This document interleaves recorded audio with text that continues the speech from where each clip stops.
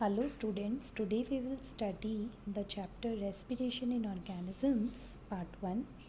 This is part 1 video, so let's begin with what are the contents in the chapter.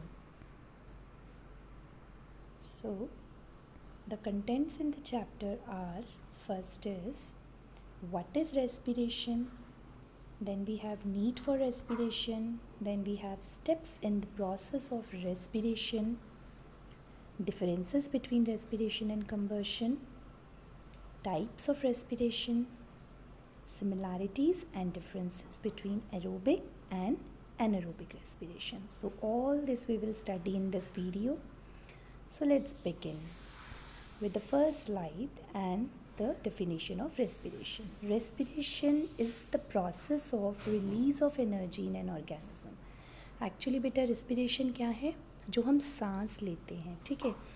It's not just breathing. Respiration सिर्फ breathing ही नहीं है, but a long process, ठीक है. तो जो breathing है that is only external, जो हमें बाहर महसूस होता है. इसके अलावा इंटरनली हमारी बॉडी में उस ब्रीदिंग से क्या हो रहा है, उस ऑक्सीजन से क्या हो रहा है, that whole process is respiration, due to which the energy is produce. This process is known as respiration.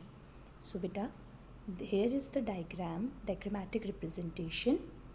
The respiration is the process that the body uses to release the energy from digested food. जो हम सांस लेते हैं, oxygen inhale करते हैं, that enters into our lungs. The blood vessels carry that oxygen and transport that oxygen to the whole of our body. Oxygen blood में absorb होता है, ब्लड में डिफ्यूज़ हो जाती है और पूरी बॉडी में ट्रांसपोर्ट की जाती है, राइट. और सेल्स, एक एक सेल तक ऑक्सीजन को पहुंचाया जाता है, जहां से ग्लूकोज के साथ ऑक्सीजन कंबाइन होती है जहां पर, और कंबशन टाइप का होता है, क्योंकि ऑक्सीजन जब भी प्रेजेंस होती है तो कंबशन होता है. ऑक्सीजन की प्रेजेंस में कंबशन होता है, तो ग्लूकोज का भी एक तरीके से कंबशन होता है.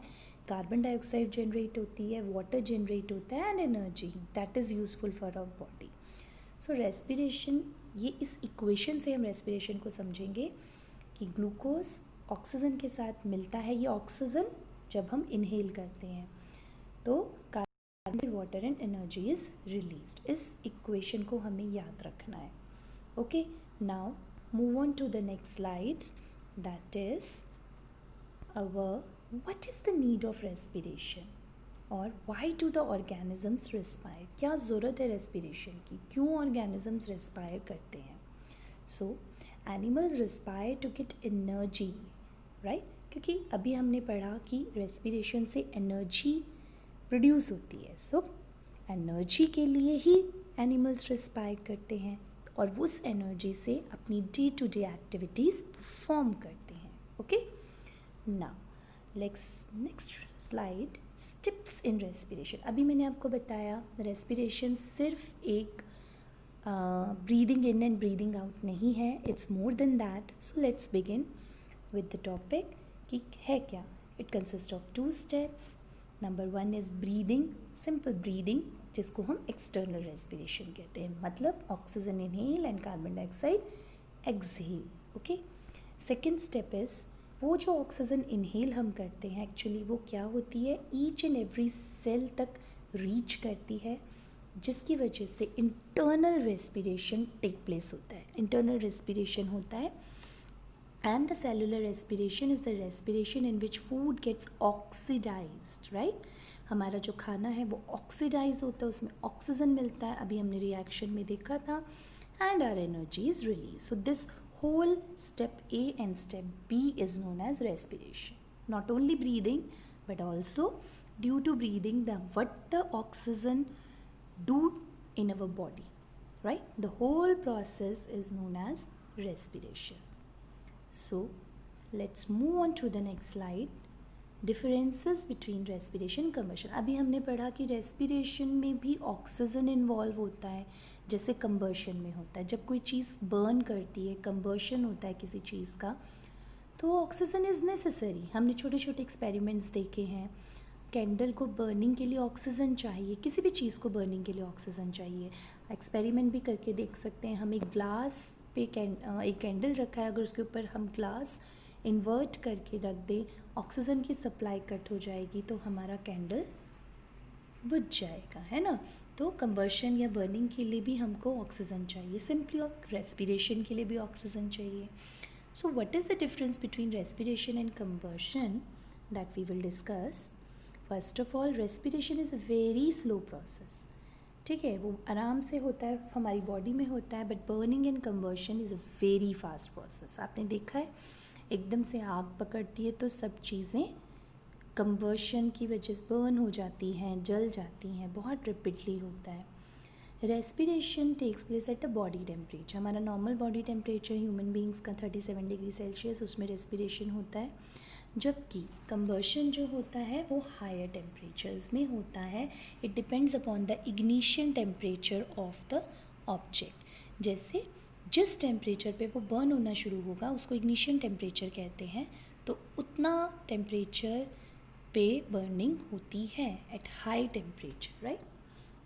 Then we have enzymes. Beta, enzymes are the components, biological components हैं ये, and that speed up the reaction, ठीक है। So in respiration enzymes are involved, right? In combustion or burning no enzymes are there.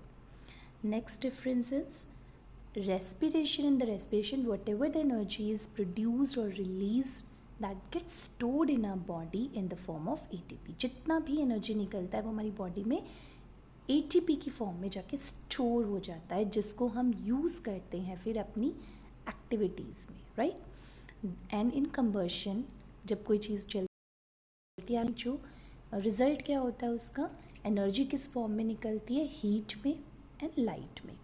जैसे हम candle जलाते हैं तो हमें लाइट मिलती है और हीट मिलती है। वुड जलाते हैं, सर्दियों में लोग लकड़ियाँ जला के आग सेकते हैं, right. So heat and light, तो कंबर्शन की वजह से हमें जो energy in the form of heat and light मिलती है। All right, so these are the 4 differences between respiration and combustion. Let's move on to the next topic and that is types of respiration. Respiration के types पढ़ेंगे बच्चों। सबसे पहले तो हम बताएंगे कि एरोबिक और एनारोबिक 2 टाइप्स ऑफ रेस्पिरेशन होती है। सबसे पहले एरोबिक रेस्पिरेशन पढ़ते हैं। What is aerobic? When the break down of food और ग्लूकोज टेक्स प्लेस। जब फूड या ग्लूकोज ब्रेक डाउन होता है and in the presence of oxygen, mainly जो हमें अभी तक पढ़ रहे हैं कि ऑक्सीजन ज़रूर चाहिए for respiration, and that respiration is aerobic respiration, right. तो ग्लूकोज जो होता है ऑक्सीजन की प्रेजेंस में carbon dioxide, water and energy बनाता है, ये हमने पहले ही स्लाइड में पढ़ा है। Okay, so what is overall scenario बेटा? फोटोसिंथेसिस जो प्लांट्स में होता है प्रोसेस, जिसकी वजह से plants make their food with the help of photosynthesis. तो फोटोसिंथेसिस की इक्वेशन क्या होती है? कार्बन डाइऑक्साइड प्लांट्स एयर से लेते हैं, वो जैसे हम ऑक्सीजन लेते हैं वो कार्बन डाइऑक्साइड लेते हैं। वाटर को वो रूट से एब्जॉर्ब, ग्राउंड से एब्जॉर्ब करते हैं रूट की हेल्प से, and in the presence of sunlight, energy in the form of sunlight, glucose and oxygen वो बनाते हैं। अब ये जो ग्लूकोज और ऑक्सीजन है जो फोटोसिंथेसिस का प्रोडक्ट्स हैं, वो हम ह्यूमन बींग्स या अदर ऑर्गेनिजम्स यूज़ करते हैं।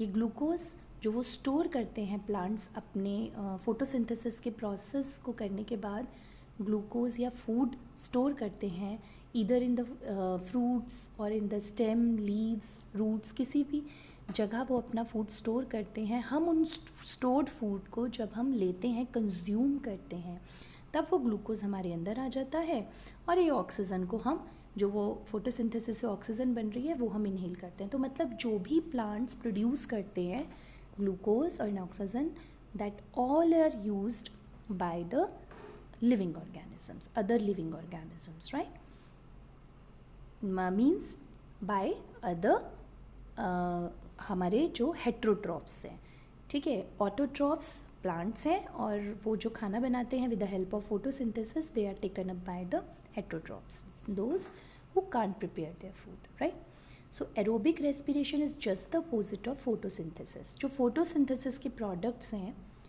हम जब उन्हें लेते हैं तब उनका ब्रेकडाउन जो होता है उसको एरोबिक रेस्पिरेशन कहते हैं। मीन्स ये ग्लूकोज और ऑक्सीजन जब हम लेते हैं, ऑक्सीजन रेस्पिरेशन के थ्रू और ग्लूकोज खाना जो हम खाते हैं, राइट। जब ये ग्लूकोज के साथ ऑक्सीजन कंबाइन होता है तब carbon dioxide, water and energy मिलती है। वो एनर्जी जो फोटोसिंथेसिस में सनलाइट की फॉर्म में ट्रैप हुई थी, that energy is releases in our body and gets stored in the form of ATP, ये जो मैंने आपको पहले बताया। सो हम कह सकते हैं कि aerobic respiration is just the opposite of photosynthesis that occur in autotrophs और plants, correct. Okay, move on to the next slide and this is something, ये पिक्चर जो है बच्चों, it represents the mixing of something into another thing, right. Mixing हो रही है, तो चलो देखते हैं ये क्या मिक्सिंग है। This is actually the mixing of east. East is a unicellular organism, ठीक है, जिसको ऑक्सीजन की ज़रूरत नहीं होती है। ऑल राइट, उसको ऑक्सीजन की ज़रूरत नहीं होती है, तो इसीलिए जो उसमें रेस्पिरेशन होता है that is known as anaerobic respiration without the presence of oxygen. तो सिंपली क्या होता है, फूड या ग्लूकोज ब्रेक होता है in the absence of oxygen, this is known as anaerobic respiration. So होता क्या है, ग्लूकोज के साथ ऑक्सीजन मिक्स नहीं करता है तो कार्बन डाइऑक्साइड बनता है, एनर्जी भी बनती है, बट वाटर की जगह यहाँ पे ethanol, it's a type of alcohol. तो कार्बन डाइऑक्साइड के साथ ऑक्सीजन ना बनकर, कार्बन डाइऑक्साइड के साथ वाटर ना बनकर यहाँ पे कार्बन डाइऑक्साइड के साथ इथेनॉल या हम कह सकते हैं एल्कोहल फॉर्म होता है, right. So glucose without the use of oxygen it produces carbon dioxide, alcohol and energy तो बनती ही बनती है, चाहे वो एरोबिक हो चाहे एनएरोबिक हो।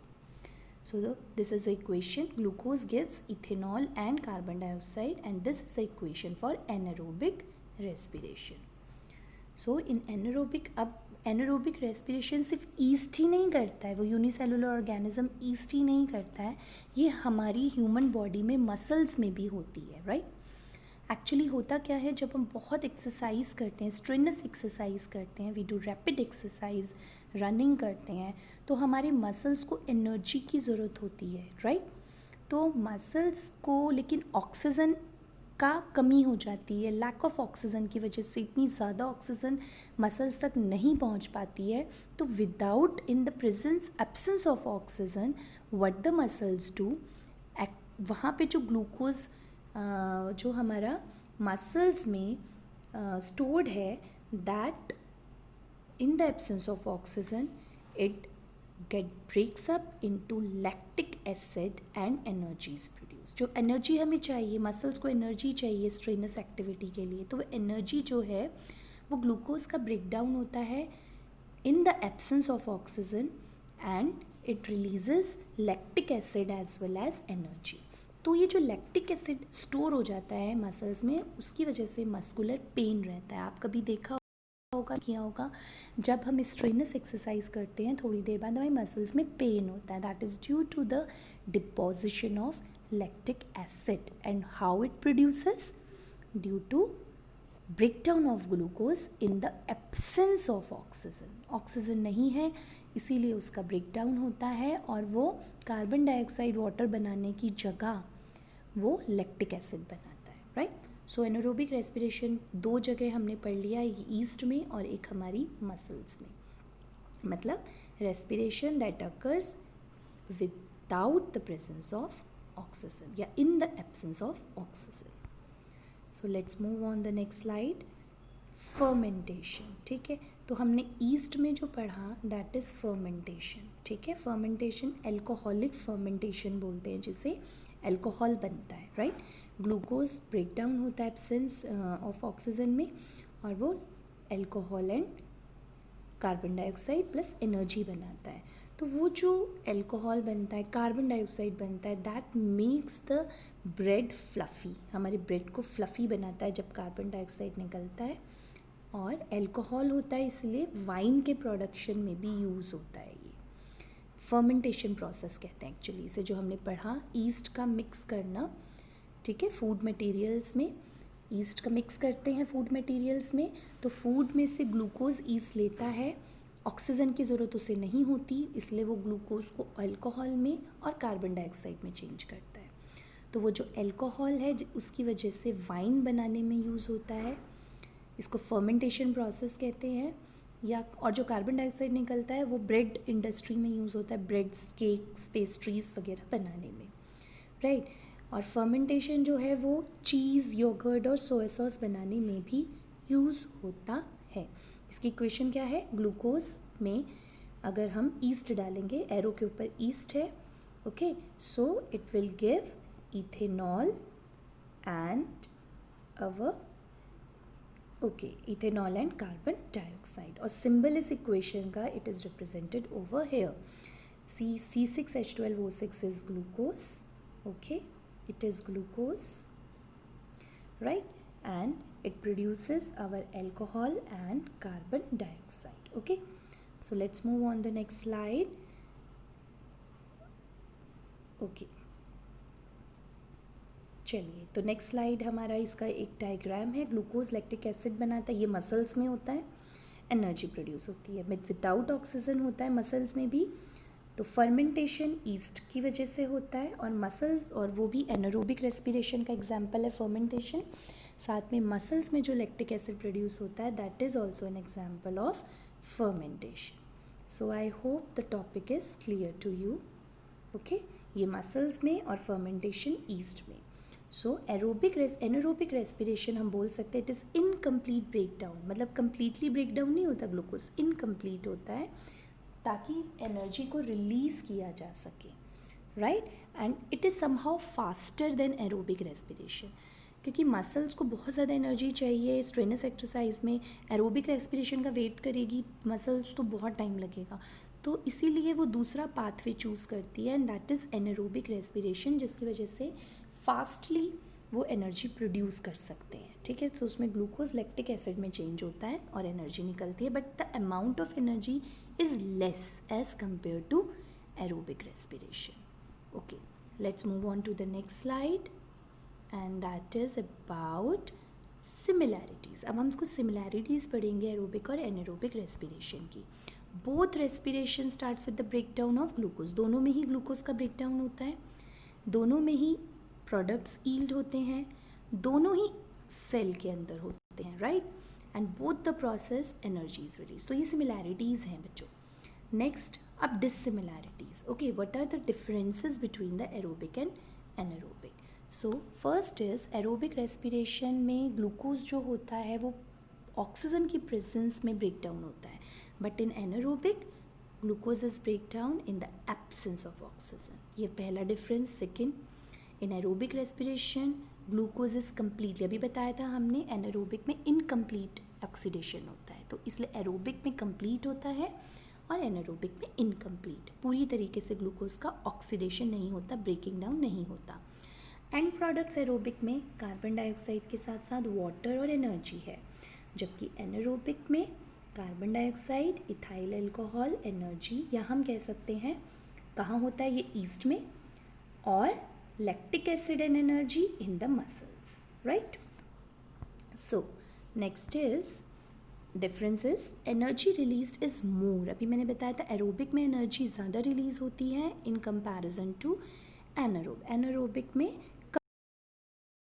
कम होती है। Respiration takes place in higher, जो हायर ऑर्गेनिजम्स हैं उनमें एरोबिक होता है, इसीलिए ईस्ट जो यूनिसेलुलर है, इट इज़ लोअर ऑर्गेनिज्म, एक ही सेल का है, लोअर ऑर्गेनिज्म में, तो वहाँ पे एनारोबिक रेस्पिरेशन होता है, साथ में हमारे मसल्स में जब हम स्ट्रेनस एक्सरसाइज करते हैं। So these are the differences. और लास्ट है the reactions takes place in cytoplasm and mitochondria. Aerobic respiration में जो रिएक्शंस हैं, ये जो ग्लूकोज ऑक्सीजन की प्रेजेंस में carbon dioxide, water and energy release करता है, वो सब साइटोप्लाज्म और माइटोकॉन्ड्रिया के अंदर होते हैं, या ये सेल के अंदर स्पेसिफिक ऑर्गेनल्स होते हैं। लेकिन एनारोबिक रेस्पिरेशन में सिर्फ साइटोप्लाज्म के अंदर रिएक्शन होती है। What is cytoplasm? Cytoplasm is the liquid content inside the cell, ठीक है। ये मैं समझाती हूँ। जैसे ये एक सेल है बच्चों, ठीक है, उसके अंदर जो भी ये न्यूक्लियस होता है, और उसके अंदर जो भी हमारा लिक्विड कंटेंट है इनसाइड द होल सेल, ठीक है, लिक्विड कंटेंट होता है, उसको साइटोप्लाज्म कहते हैं, राइट। उसको साइटोप्लाज्म कहते हैं. ओके. और अभी इसके इस लिक्विड के अंदर बहुत सारे ऑर्गेनल्स फ्लोट करते हैं. तो माइटोकॉन्ड्रिया भी उनमें से एक है. तो साइटोप्लाज्म और माइटोकॉन्ड्रिया दोनों में जो रिएक्शंस होती हैं वो एरोबिक रेस्पिरेशन के अंदर होती हैं, जबकि एनारोबिक रेस्पिरेशन में सिर्फ साइटोप्लाज्म में रिएक्शन होती है, माइटोकॉन्ड्रिया में नहीं होती है. Alright, so let's move on to the next thing, and that is thanks for watching the video, and I hope the topics are clear to you. Thanks for watching.